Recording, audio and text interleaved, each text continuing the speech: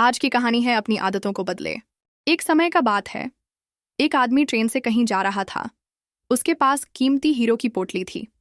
उस आदमी को 2 दिन और 2 रात ट्रेन में गुजारने थे, क्योंकि उतना उसको सफ़र करना था और उसे कहीं पहुंचना था।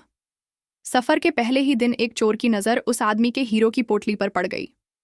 अब चोर ने दिमाग लगाया और एक बड़ा सा बैग लेकर उसे आदमी के पास जाकर बैठ गया और उस आदमी से मीठी मीठी बातें करने लगा। चोर ने सोचा कि रात में जब सब सो जाएंगे तो मैं चुपके से उठकर उन हीरे को चुरा लूंगा। यह सोचकर चोर बड़ा ही खुश होने लगा। जब शाम का वक्त हुआ, 7 या 8 बज रहे थे, तब चोर सो गया, क्योंकि उसे रात में जागना था और हीरे चुराने थे, इसीलिए वो जल्दी से सो गया। जब उस आदमी की सोने का वक्त आया, उस आदमी ने चुपके से अपने हीरो की पोटली अपने बैग में से निकालकर उसके पास जो आदमी सोया था उसके बैग में डाल दी। और उस आदमी के पास कौन सोया हुआ था? वह चोर ही सोया हुआ था। यह सब करने के बाद वह आदमी आराम से सो गया। रात के जब 2-3 बज रहे थे, तब वो चोर उठा और उसने देखा सब लोग सो गए हैं। फिर उसने उस आदमी के बैग को अपनी तरफ खींचा और उस बैग को पूरा चेक कर लिया। उस बैग में कुछ नहीं मिला। वह परेशान हो गया।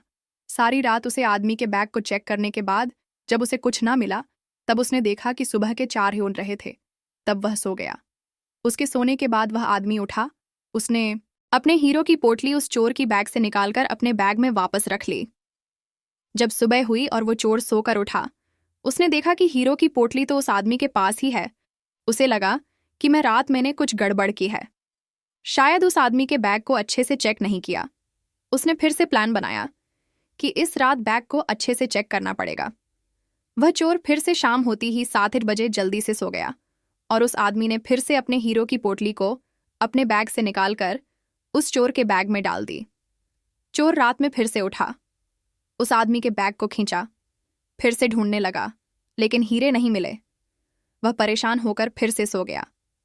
वह आदमी सुबह के 5 बजे उठा, अपनी हीरो की पोटली चोर की बैग से निकलकर अपने बैग में वापस डाल दिया।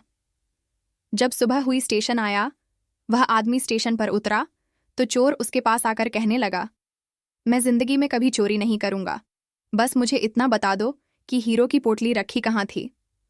उस आदमी ने कहा, अरे मूर्ख, तू अपना सुख दूसरों की तरफ ढूंढ रहा था।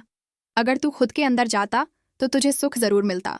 अगर तू अपने गिरेबान में झांकता तो तुझे पता चलता कि तू चोर नहीं, मालिक था। वो हीरो की पोटली तेरे ही पास थी। दोस्तों, इस कहानी से हमें बहुत बड़ी सीख मिलती है।